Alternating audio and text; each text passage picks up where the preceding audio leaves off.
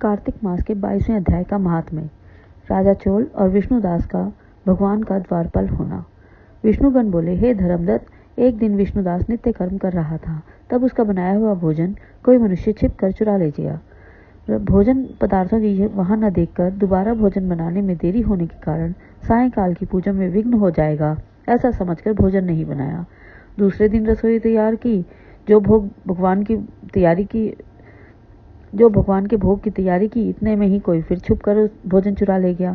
नारद जी बोले, हे राजन, इस प्रकार 7 दिन तक उसकी कोई रसोई पवित्र सामग्री को चुरा कर ले जाता रहा। वह महान आश्चर्य से युक्त होकर अपने मन में विचारने लगा कि यह सन्यासी का स्थान है, कभी इसका त्याग नहीं करूंगा। जो फिर रसोई बनाऊं तो सायकाल की पूजा कैसे हो?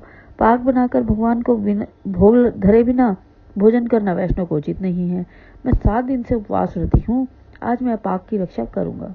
इस तरह रसोई बनाकर वह छिपकर बैठ गया। इतने में ही देखा कि पाक चुराने के लिए एक चांडाल आया है। भूख से सताया हुआ, दुखी और हाड़ चर्म अवशेष उस चांडाल को देखकर ब्राह्मण बहुत दुखी हुआ। उस अन्न को ले जाने वाले चांडाल को देखकर ब्राह्मण बोला, ठहर जा, अरे यह रूखा सूखा भोजन क्यों खाता है? घी भी लेता जा, चुपड़ कर खा लेना। ऐसे कहते हुए ब्राह्मण उसके पीछे पीछे दौड़ा। उस आते हुए ब्राह्मण को देखकर डर के मारे चांडाल तेजी से दौड़ा और मूर्छित होकर पृथ्वी पर गिर पड़ा। तब वह ब्राह्मण मूर्छित अवस्था में चांडाल को देखकर अपने वस्त्र से उसे हवा करने लगा।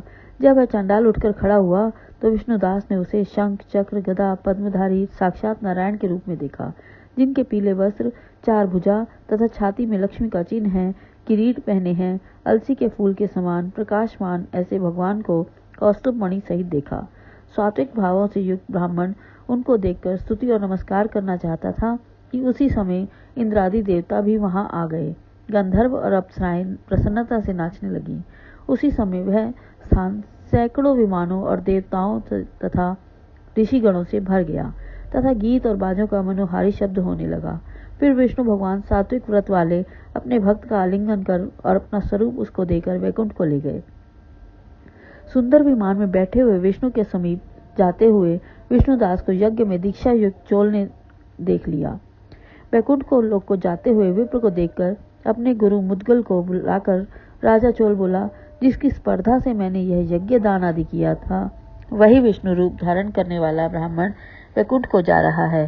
दीक्षा लेकर मैंने उस वैष्णव क्षेत्र में हवन किया और दानादि से ब्राह्मणों को मन प्रसन्न किया, परंतु आज तक विष्णु मुझसे प्रसन्न नहीं हुए। विष्णुदास की भक्ति से ही प्रसन्न होकर भगवान ने उसको साक्षात्कार दर्शन दिया। इससे ज्ञात होता है कि दास और यज्ञ से विष्णु भगवान इतने प्रसन्न नहीं होते जितने भक्ति से भगवान प्रसन्न होते हैं। गण बोले, तब राजा ने अपना भांजा गद्दी पर बैठाया, क्योंकि वह बचपन से ही यज्ञ की दीक्षा में रहा था। इसी से उसके कोई पुत्र नहीं हुआ। इससे अब तक उसके देश में भांजे ने राज्य के अधिकारी होते चले आ रहे हैं। उसके पश्चात चोल यज्ञशाला में जाकर अग्नि के आगे खड़े होकर विष्णु से प्रार्थना करने लगा, हे विष्णु, मुझको मन, वाणी और कर्म से स्थित भक्ति दो। यह कहकर राजा सबके देखते देखते अग्नि में कूद पड़ा। तब मुद्गल ने क्रोध से अपनी शिखा उखाड़कर गिर दी। तभी से उसके गोत्र में मुद्गल शिखाहीन होते आ रहे हैं। तभी से अग्निकुंड में प्रकट होकर भक्त वत्सल भगवान ने राजा चोल को आलिंगन करके अपने श्रेष्ठ विमान में चढ़ा लिया और अपना स्वरूप देकर उसको सब देवताओं समेत बैकुंठ को ले गए। अतः जो विष्णुदास है वह पुण्यशील हो गया और जो चोल राजा है वो सुशील हो गया। इन दोनों ही बराबर रूप वालों को भगवान ने अपना द्वारपाल बना लिया। बोल मेरे श्री गुरु महाराज की जय। बोल लक्ष्मण भगवान की जय।